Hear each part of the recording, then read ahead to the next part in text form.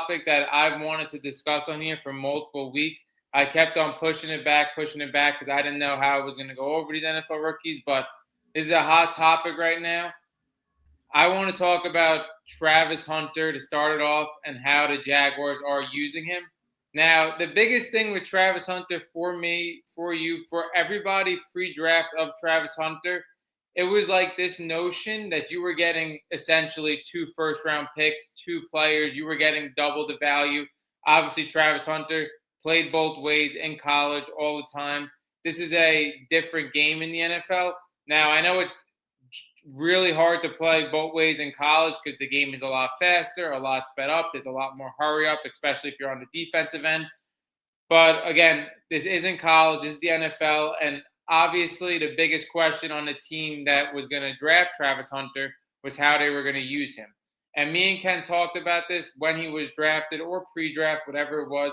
There should be something on this podcast talking about him, saying whatever team drafts him is going to have a lot of questions to answer post-game and throughout the week. He's going to be a topic of conversation because if this team is losing, there's going to be questions on when you used him, how you used him. Now, the notion, you correct me if I'm wrong, but to the vast majority, and I believe we both agreed on this, was everybody thought when Travis Hunter was going through the pre-draft process, there was essentially only one way to use him. We all thought that he was going to play defense almost the whole entire time, and then you're going to sprinkle him in third down and red zone situations possibly.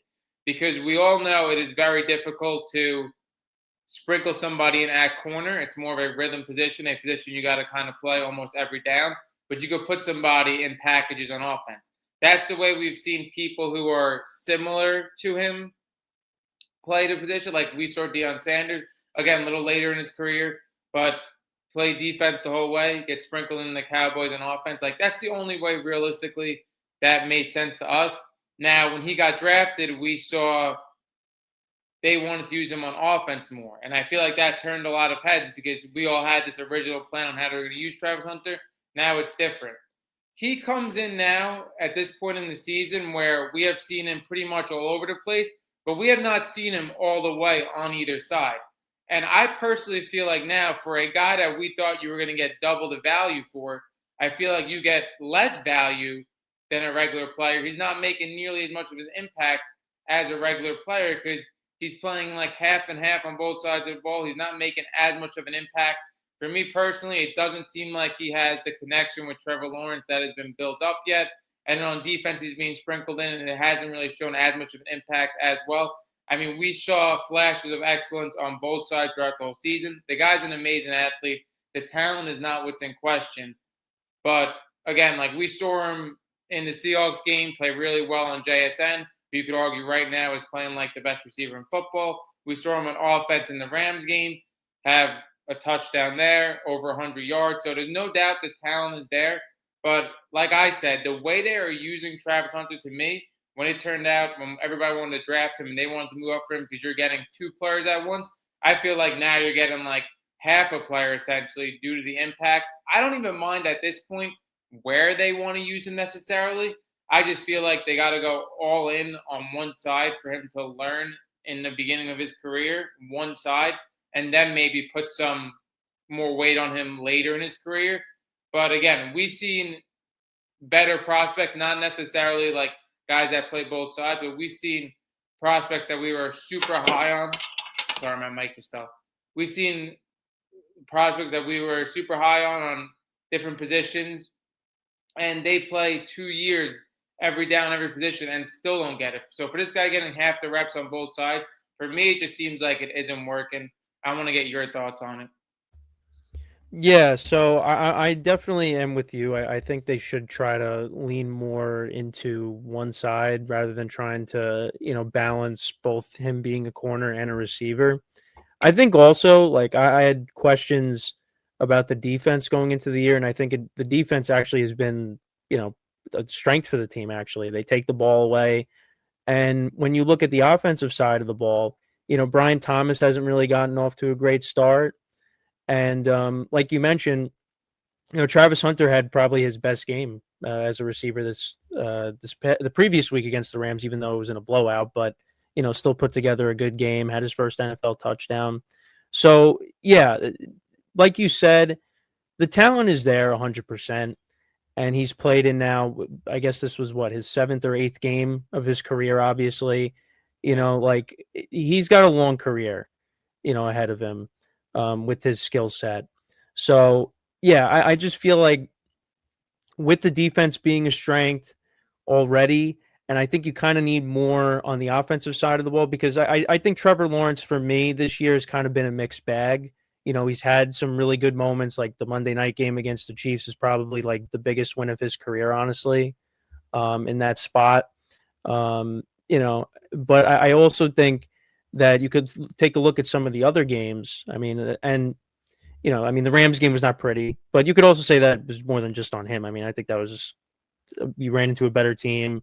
That was a team loss. You can't just pinpoint it on one guy. So you're looking for that consistency out of him, and I think having Travis Hunter on that side of the ball consistently, I think is only going to help Trevor Lawrence.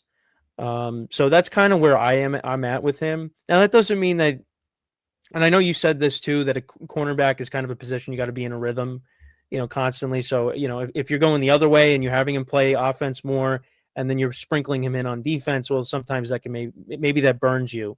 So so maybe if they need him to go out there on defense, and if they're running thin on corner or something, if they're dealing with injuries and things like that, then maybe you sprinkle him back on defense. But I think right now how the Jaguars are kind of set up and the way the defense has been playing, I think you want to lean more towards Travis Hunter being a weapon on offense and continuing to help Trevor Lawrence along here in the season. And the Jaguars, they're right in the middle of, a playoff race. I mean, right now the Colts are kind of running away with the division a bit. They hold the best record in the NFL. But that doesn't mean, the Jags, I mean, there's an outside chance the Jags could catch up to them. We haven't seen them play each other this year. But, I mean, the wild card's definitely in the conversation. So, that's kind of where I'm at with the whole Travis Hunter thing. Yeah, I mean, like I said, I pretty much agree with everything you said to I start think this off. I think the other thing too that like you alluded to while you were talking is I feel like this team has so much back end potential because if you were to tell me now, I'm not sure every single game this team played, but when you look at Trevor Lawrence being a mixed bag, looking really good some weeks, looking worse other weeks.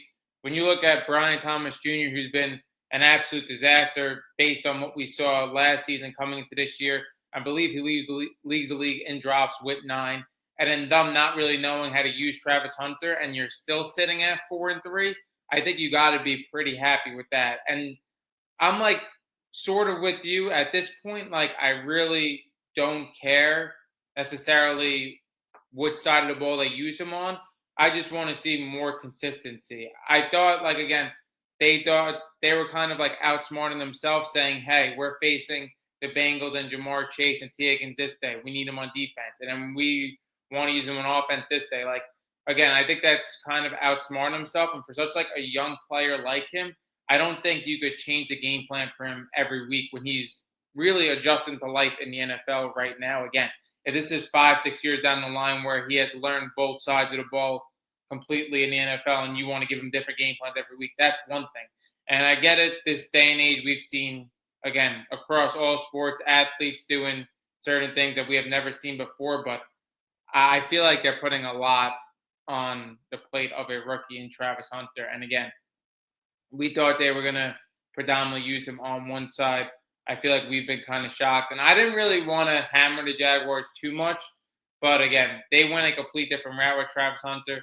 I was super excited to talk about it and get your thoughts on it because it's definitely been a hot topic. And I don't want to say like I knew this was going to happen, but this was going to be the primary focus on the Jaguars this year, how Travis Hunter is used. And when they're not playing well, the questions are obviously going to arise. Any other thoughts capping off Travis Hunter?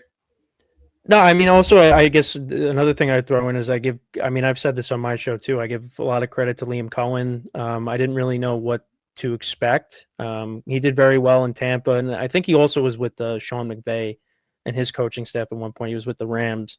So he's kind of taken, what he did in Tampa, the success he had with Baker Mayfield, and he's kind of brought a little bit of that over to Jacksonville as well. And like I said, like the defense has been good, and also I think Travis Etienne, although he's kind of slowed down a little bit, but he's had a much better start to his season after a down year last year, and he was also hurt too. So the Jags, they're definitely an improved team from last year. Yeah, 100%. And again, I'm excited to see how this pans out for the rest of the season. Hopefully, we do get a chance to talk about it when the season's over, and hopefully, they use Travis Hunter in a better